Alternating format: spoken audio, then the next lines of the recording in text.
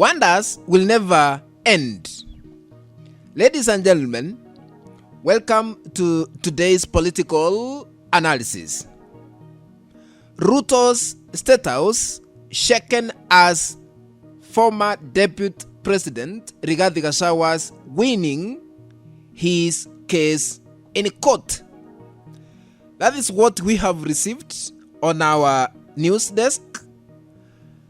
And Standard newspaper published by saying High Court rules it has power to scrutinize former Deputy Rigathi Gachagua impeachment process, dismisses Parliament's argument on separation of power. Before I continue, I'm requesting whoever is watching this clip, if you have not subscribed to our new YouTube channel where we don't sugarcoat anything but always put news as it is, I'm requesting you, I'm begging you, I'm not commanding you, please consider subscribing by smashing the subscribe button that is down here. Once you are done, remember to turn on the notification bell so that the moment we upload any new video clip, you will be notified automatically that we have uploaded a new video clip to watch. Welcome to our political analysis. According to the news we have received on our news desk, we have currently what we call landmark ruling that strengthens constitutional checks and balances in Kenya. Kenya's High Court on Thursday ruled that it has the constitutional authority to examine the impeachment process that led to the removal of former Deputy President Rigathi Gachagua's office, rejecting arguments by Parliament that the courts should not interfere with decisions made by the legislature back 2023. The judgment marks a significant moment in Kenya's constitutional history and clarifies the role of the judiciary in reviewing actions taken by other arms of the government. So, we are surprised what court ruled today on Monday. At the center of the dispute was Parliament's claim that the doctrine of separation of powers prevents courts from scrutinizing impeachment proceedings conducted by the National Assembly and the Senate. Lawyers representing Parliament argued that impeachment is a political process entrusted exclusively to elected representatives and therefore falls outside judicial review. However, the High Court disagreed, holding that while Parliament enjoys constitutional independence, its actions remain subject to the Constitution, which was promulgated back in the year 2010 and can be reviewed when questions of legality and due process arise. That is what they said. The ruling stems from petitions challenging the October 2024 impeachment of Rigathi Gachagua, who was removed from office after both the National Assembly and the Senate approved charges against him.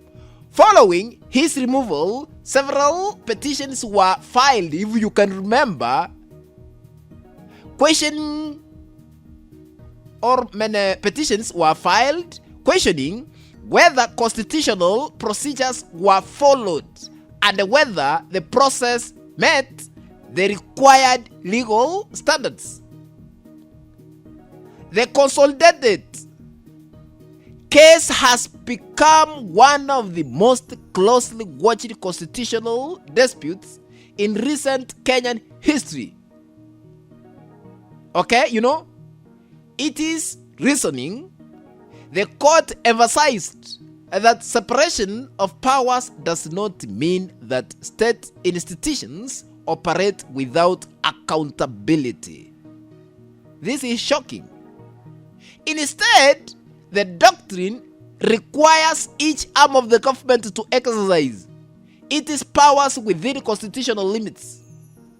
The judges noted that the judiciary has a constitutional responsibility to ensure that public bodies, including Parliament, act lawfully and respect the rights guaranteed under the Constitution of Kenya.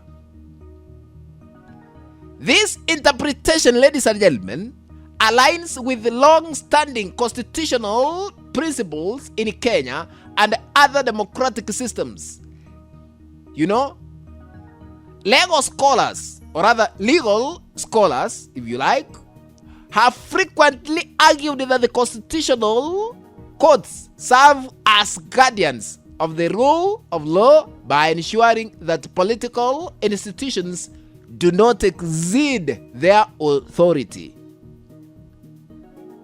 Ladies and gentlemen, similar principles have been applied in decisions by courts in South Africa, India, and United States of America, where impeachment-related processes have occasionally been reviewed to determine whether constitutional procedures were followed. The decision also addresses a broader debate that has emerged since the adoption of Kenya's 2010 constitution. The constitution significantly expanded judicial authority, ladies and gentlemen, and created stronger mechanisms for reviewing government action according to the judiciary's official interpretation of the constitution governance. Courts have the duty to interpret the constitution and determine whether public institutions have acted within its framework. This role has often placed the judiciary at the center of major political disputes. So, that is where we are. Parliament, so far, or rather, Parliament had maintained that allowing judges to review impeachment proceedings would undermine the authority of elected representatives and blur the constitution boundaries between institutions. And actually, this shows how the National Assembly under the Senate went against removing Rigathi Gachagua from office. Now we have evidence that it was political and Rigathi Gachagua did nothing wrong to the government he was serving, that is under the leadership of President William Ruto. During the hearing, lawyers for the National Assembly argued that the impeachment process involved extensive public participation. And actually, I don't remember when this public participation was done, and was conducted within constitutional timelines according to what they said in court. They insisted that Parliament had acted lawfully and fulfilled its constitutional obligations. But what we know, yes, it was conducted May. It was when? I can't exactly remember, but they forced some of members of Parliament forced to conduct public participation when they wanted to impeach Rigathi Gachagua. And actually, we have allegations. People were paid to attend those public participations. There is nothing you can do without following what is written in the Constitution. But I'm smelling Rigathi Gachagua's win, because we have detected that both National Assembly and the Senate impeached Rigathi Gachagua without following what is written in the Constitution. Actually, Rigathi Gachagua, when he was impeached, he was sick. He was admitted. But the Senate decided to proceed impeaching him. So, public participation, there was no transparency when it was conducted. There was no what we call fair hearing. We are expecting the court to rule in favor of Rigathi Gachagua. Wait and see. If at all the court is going to clear Rigathi Gachagua, just wait and see.